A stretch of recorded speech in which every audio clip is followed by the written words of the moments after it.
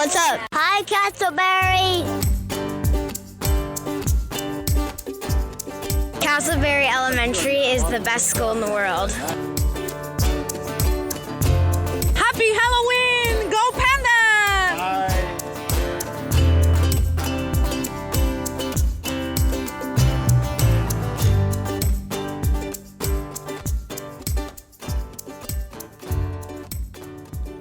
What's up, podcast listeners? It's Andy and Drew. We are back for episode number 92 of the What's Up Castleberry podcast. We are so glad you're here with us today. Welcome to the show. Andy, glad you're here, my friend. What's going on with you? Oh, I'm super excited about our show. I was motivated by last week's show and how good that was. And we want to make this one even better. And I think we've got a guest who will add so much value today. And I can't wait to share our conversation with Dr. Mia Coleman, the principal at our local school, South Seminole Academy. So I'm jazzed. Yes, that is a good teaser. We are looking forward to our conversation with Principal Coleman. Andy, you and I were out and about previous to this recording, part of the big community Halloween event, Spooktoberfest. Halloween has now come and gone since this recording will go live. How's your voice? How you doing? Are you over Halloween? You're probably sick of me bringing it up every Well, no, I appreciate your concern. I think there are two questions that, someone of my age needs to ask after Halloween. One, how's your voice? And secondly, how's your blood sugar level as well after all the candy? I think my blood sugar is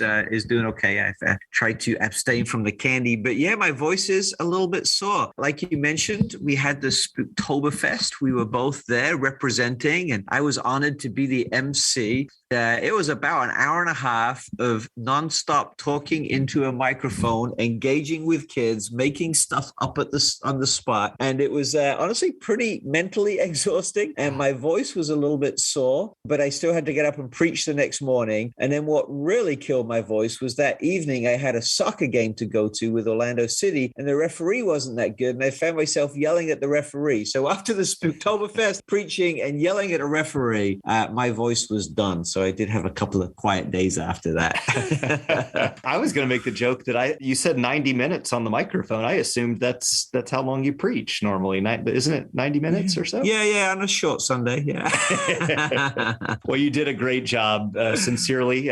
Speaking of Principal Coleman, she was one of the judges there, along with Dave Henson, our mayor, and Mallory Lambert, the Castleberry Elementary principal. And that was really fun, watching the different families and individuals go through. I thought, in my humble opinion, the little girl, listener, this girl could not have been more than about 3 years old. She had a perfect Cruella de Vil costume from the latest Disney movie, Cruella. That she had the hair, she had the full length dress, the jacket, the whole thing. It was awesome, but lots of fun and interesting costumes. And it was great for our community to be out again, right? I think we probably had at least 1,000, 1,500 people there kind of milling through. And it was another sign that we're kind of coming out of COVID and things are getting back to normal. I did learn some stuff about myself. A couple of things. One, I'm older than the parents of a lot of the kids who were in the Halloween contest. So I found myself saying, oh, like, who are you? And they'd say, oh, this show. And I'd like, oh, yeah, probably I should have known that, but I'm so out of touch right now. And the other thing I realized was that I have some different thoughts on this kind of spooky, scary world. And there's just a lot I don't understand. I think last week we said we're not really big fans of horror movies and things like this. But there was one girl, she came up, she was like 7 or 8. And, I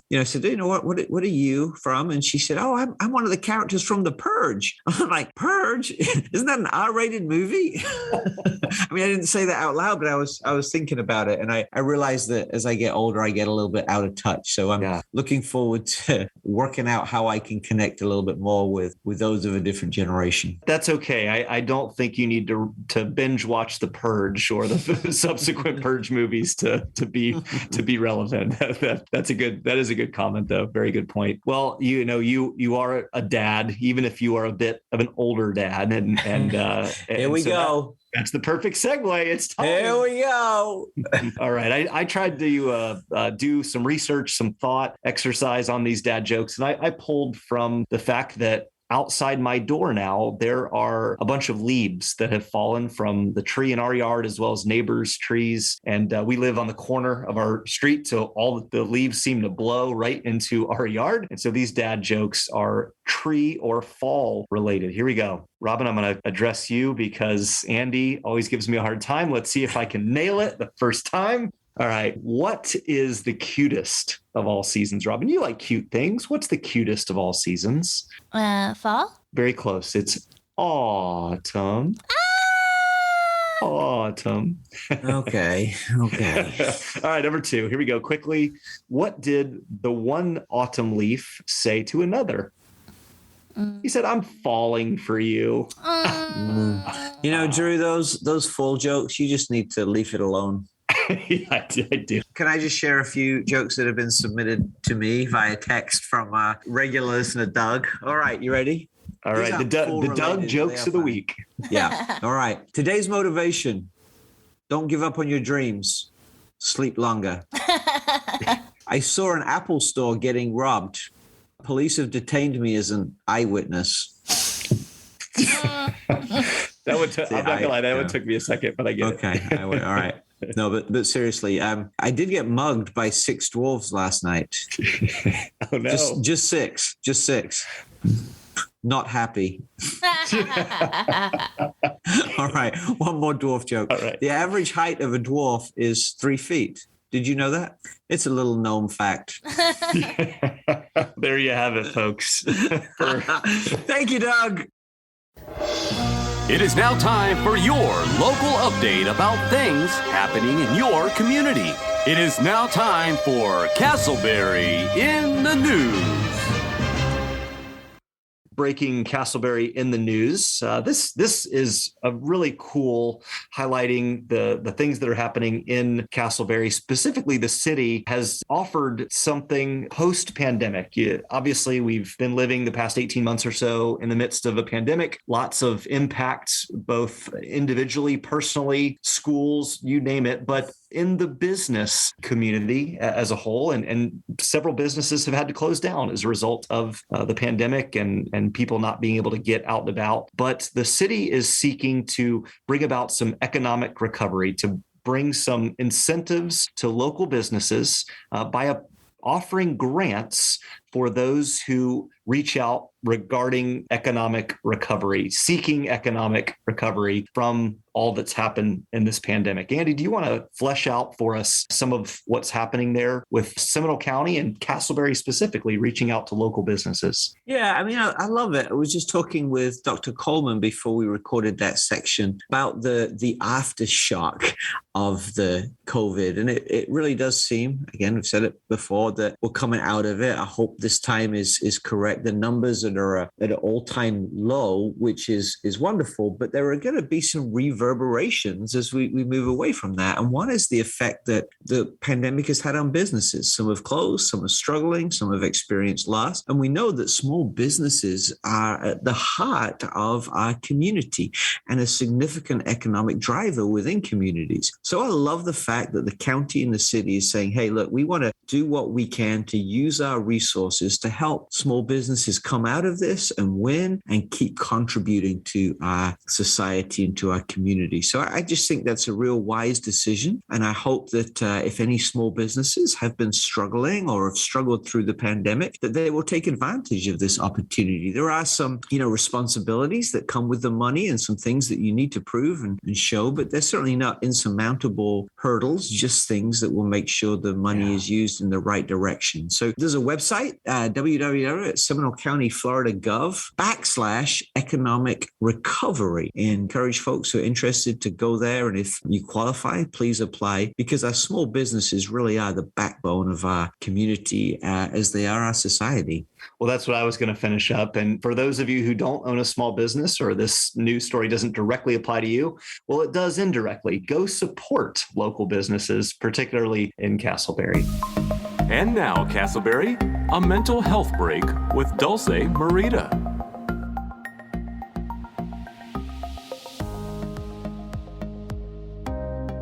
Depression is tricky. If there is something that is known about depression, is that it can take you down a dark tunnel. If something is bothering you, try writing it out on a paper and letting it all out in a way that is safe and controlled for you.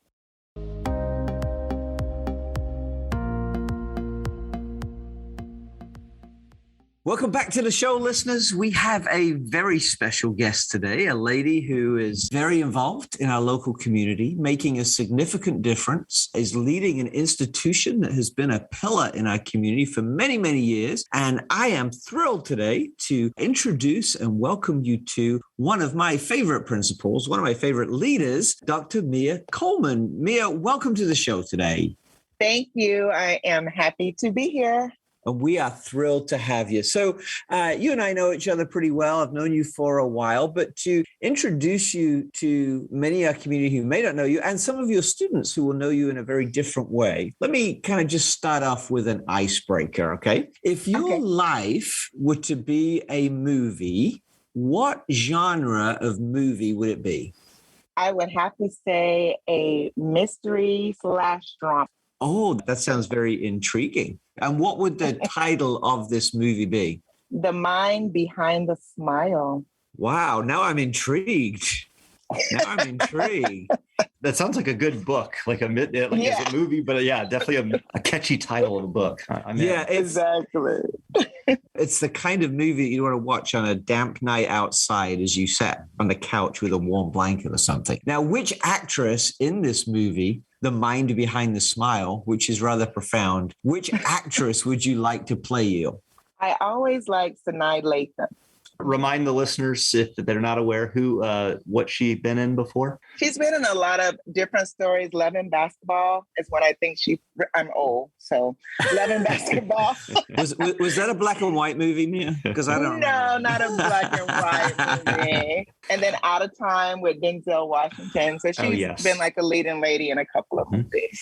I do know Denzel. Denzel and I have got some connections. So you do, you're buddies, Andy. You're buddies. Oh, wow. Yeah, I'm not going to go that far, but I mean, we're closer than some. Okay. So next time, if I speak to him again, I will mention that, and maybe they can get in touch and she can star in the movie. That would be great. Yeah, maybe we can make this happen. Maybe do a Love and Basketball 2, part 2. There you go, with Mia.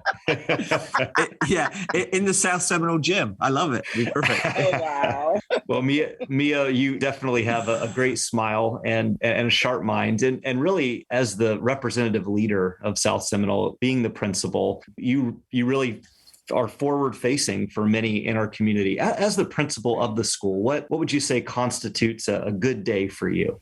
I would say any day that I get to talk and listen to my students. We have like so many unique personalities at South Seminole, and each student, they have their own gifts, their own little quirks. And of course, like any other middle school, no school is perfect. And we do have to readdress undesired behaviors.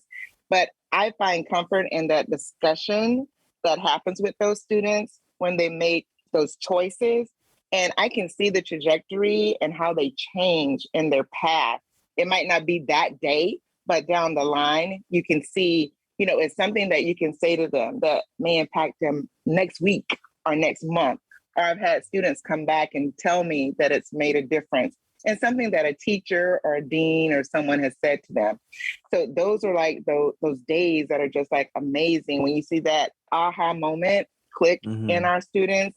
And being in those classrooms is just like the icing on the cake, just to see them in action. This year, lunch has become one of my favorite times because I'm making a conscious effort to always get out there and be there for lunch duty.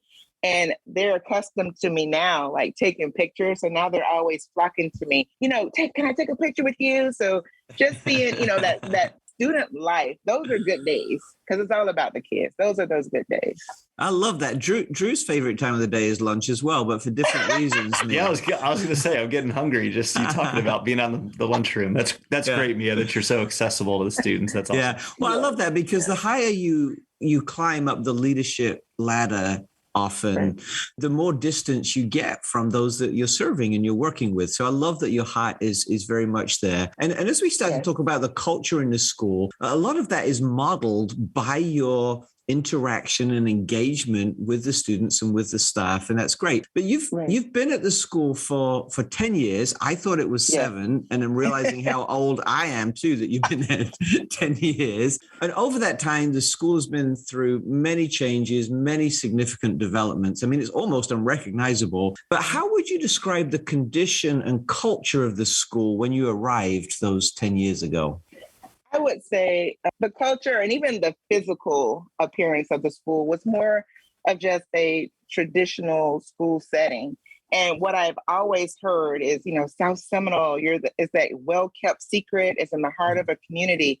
And I wanted to bring that to life because community is such an important piece of the success of our schools. And one of the things that I noticed as a leader is that the unique leadership course offerings we had because we were a magnet school was not accessible to all students.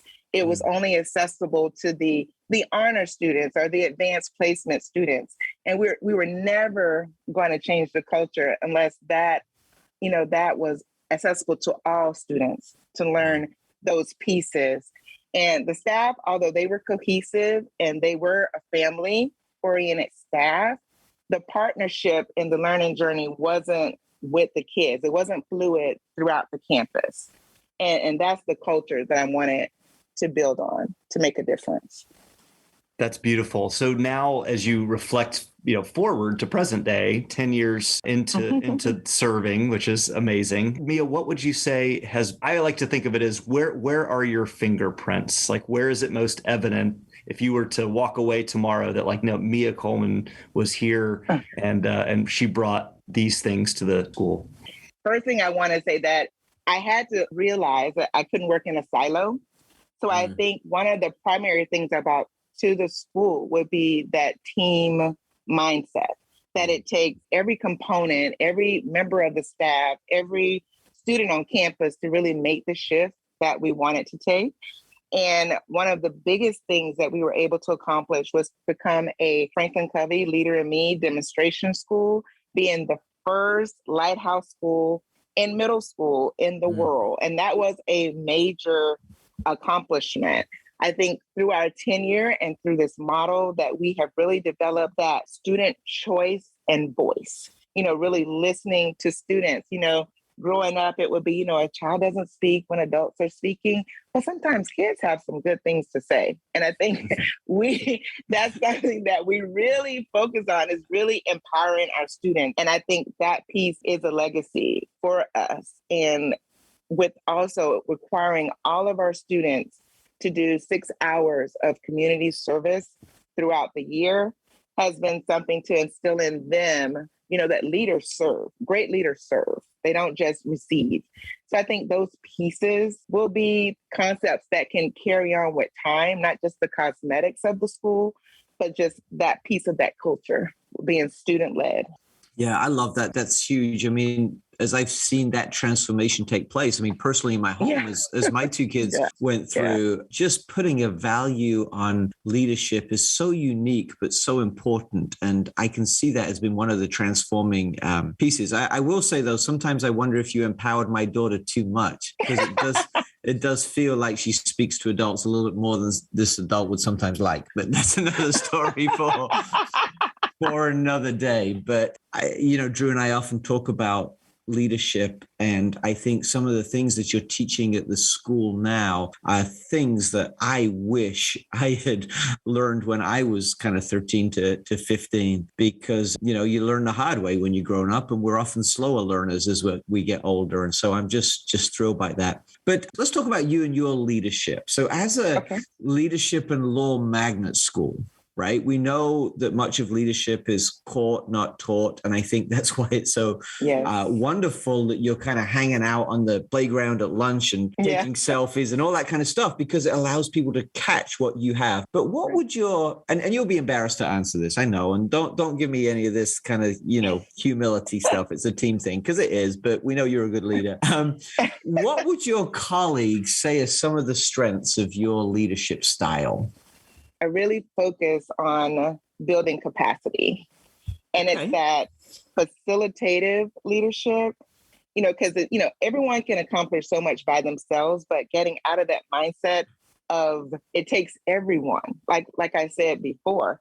So that facilitative leadership, is not about what's going to happen right now, but like the longevity of seeing the end in mind, that vision, and that's where we are as a team. And if we build capacity, whether, 10 years is a long time. If I'm gone next year, we need to make sure that the things that we have put in place to support our students and empower our students stays there long after Mia is gone. And so that has been the focus of my leadership and will continue to be.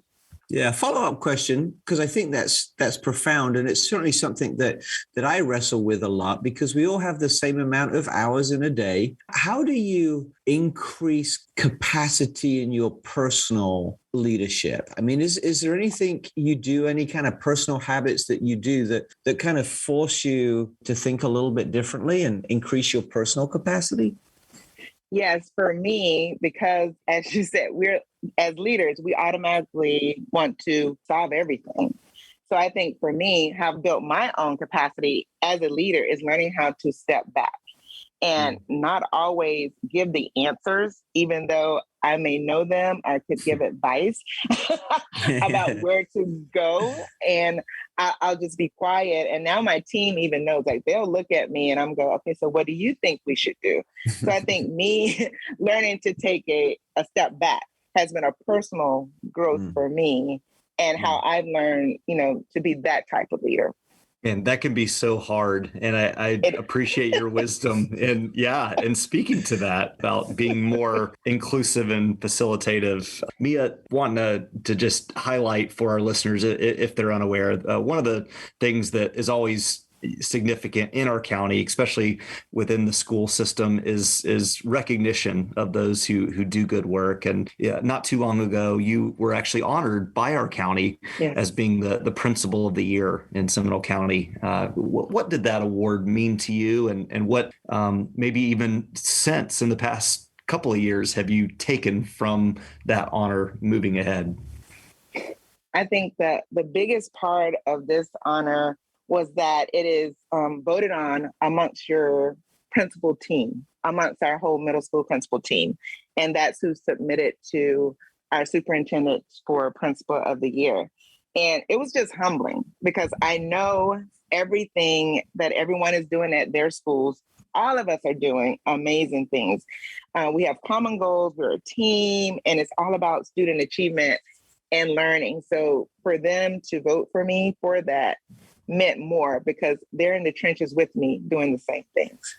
That is indeed an honor, and one very worthy. I'm going to talk to Superintendent Beeman about changing that to to Principal of the Decade. Put you up for that one as well, because you've now it's been 10 years, right? I mean, you've had a decade of leadership. It's great. But perhaps one of the changes that went under the radar, which again was very, very significant, was a change that you led through about 2 years ago in changing the name from South Seminole Middle School to South Seminole Academy. That name has different connotations. It's a new start. And I know that the community is still kind of trying to get a hold of that and socialize that further. But tell us about the whys and the whats and the thought and the impact behind this name change. I would say it really started initially. I would go back to when I first became a principal at South Seminole. And, I think the first time I heard South Seminole for decades referred to as South Sewer Hole, I think, it made me cringe. It made me cringe to hear that. And that name had been a part of the culture for generations, from students, from the parents who had attended, and the parents who now have students there were coming thinking that it was the same school that it was when they were in school. And, as things change, we have to adapt, and we wanted to let parents know that it's not the same South Seminole. We have many different focus. We have many different opportunities. We wanted to let them know about the leadership at South Seminole. So we wanted to rebrand so that our students and families could see what our vision was, what really lived that vision, highlight the things that we have. The vision, empowering our students to lead, has always been our mantra. And we practice that every day. And we wanted the name to reflect that leadership. And I really wanted South Seminole Academy to be a place where students can be proud to say that this is where they go to school. That's excellent. So Mia, then as we move towards the closing of our conversation, what are you, this is going to blow your mind, as you enter your second decade. Second decade of leadership. Mia, I think that's what old people do. They do second decade stuff. I know. What are you hopeful for? What are you excited about regarding the next decade of leadership and just the school as a whole for South Seminole? One of the big things, we have a lot of things that are going on in the school right now as far as renovations and getting everything going. We have a whole new law room we rebuild. So we're going to be showcasing that and having a ribbon cutting. It really actually looks like a law room. We've renovated some leadership spaces, and our new media center is going to be a collaborative center for our students. And then up and coming will be the gym, the cafeteria in the summer. So it's going to be a lot of cosmetic because the school, is over 50 years. So we have some things that are going in place that are even highlighting more of the unique spaces for that look. And then also continue to build on our leadership, because that can't go away. And our students, even when they make mistakes, I see more ownership of those mistakes now. So those are the things that we're looking forward ahead for cosmetically and just the further growth of their leadership skills. What an exciting time to be part of the school. What an exciting time to be in a community that has a school like this as well. And so just as we kind of wrap up and let you go and hang out with your student peeps, South Seminole Academy, is very clearly a community school, right? As you said earlier, it's based right in the middle of the heart of our community. It's got a long history in the community. How can people and businesses in our community support the school as it looks to the future? I mean, you're a big part of us. What can the us do to strengthen the school? For the past few years, we've really been trying to build a business advisory council. And that is pretty much to the forum, the Casper Forum that we have, but also partnerships with our school, opportunities for speakers to really come into our leadership seminar classes that we have from the community. Now that visitor ban is being lifted, we hope to start. To start getting more people in the schools. I know we have people coming from the community wanting to run girl groups at our school, and we're just excited that all that can get place. But just being present, because I know that the more opportunities that our students get to see what is actually available in our community, they will see more ways to partner and support our community as one unit. And school uniform donations are always welcome, or any donations to support that initiative. One of the biggest things that our students have uniforms. We also supply school uniforms, but we didn't think about the laundering. They may not get an opportunity to launder every other week. So that has become an issue. So we're just looking at ways to solve that. So any businesses out there that like to support those initiatives, please feel free to contact us. Absolutely. So in closing, Mia, how can people contact you? How can people find out more about the school? Tell us about your online and social presence.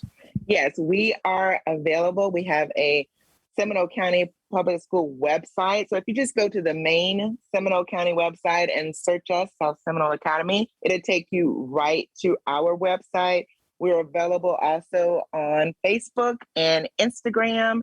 And I have an amazing assistant principal, Miss Cliffy Reed, and she is our magnet liaison with the community, also a member of our PTSA to really build that partnership. So she would be a contact. Her number is 407-746-1312. And we also have a magnet coordinator, facilitator, Miss Lucy Coker, who also arranges all of our tours where parents have additional questions. And her number is 407-746-1366. And of course, you can just call the school directly and ask for me. That's awesome. And it's so great that your team and you are so accessible as well. That's another of those community building things. Mia, thank you so much for your time today. I know it's a busy day and we really appreciate you taking some time out to chat with us and with our community. But beyond that, thank you so much for your leadership. I mean, the school is a better school significantly than it was 10 years ago. But because of that, our community is a better community because of your leadership. And so on behalf of Drew and I and many, many others in our community, thanks for your leadership and love for our school, our students, and our community. Thank you, Mia. We're so grateful for you. Drew, as we prepare to wrap up this action-packed episode, would you share with us some inspiration? Absolutely. Thank you, Dr. Mia Coleman. This quote is from a man known around the world. His name is Gandhi. And I think this quote really speaks to the days that we are all in. He says this: live as if you were to die tomorrow. Learn as if you were to live forever. So there's a two-part quote there. First, live as if you were to die tomorrow. The reality is tomorrow is not promised. We are given literally a mercy every day just by being able to wake up, put our feet on the floor, and go about our business. We encourage you, listener. This is encouragement for me and Andy and Robin as well. Live with purpose, right? Live with intentionality. Live as if you were to die tomorrow, because tomorrow is not promised. The second half of Gandhi's quote: learn as if you were to live forever. For me, this reminds me to be humble, to recognize that I don't know everything, that I want to be a lifelong learner. And so learn as if you were to live forever. Recognize that there's always new things to learn, to pick up, to glean. So put yourself in an environment, both through reading, through listening to awesome podcasts, through being around wise, maybe older people. Learn as if you were to live forever. Let me read the whole quote one more time. Live as if you were to die tomorrow. Learn as if you were to live forever. Thank you, Gandhi. All right. Thank you, Drew. Friends, we hope you've enjoyed this episode of the What's Up Castleberry podcast, our casual conversation about our community. This podcast is produced by an incredible lady that we call Producer Robin. For more information, would you please check out our website, Facebook page, Instagram, or podcast feed, all under the name What's Up Castleberry. Like and subscribe to our podcast. Please rate and review us, and please tell a friend today that you listen to the What's Up Castleberry podcast and you would like for them to listen to. Until next time, listener, we hope you have a great week.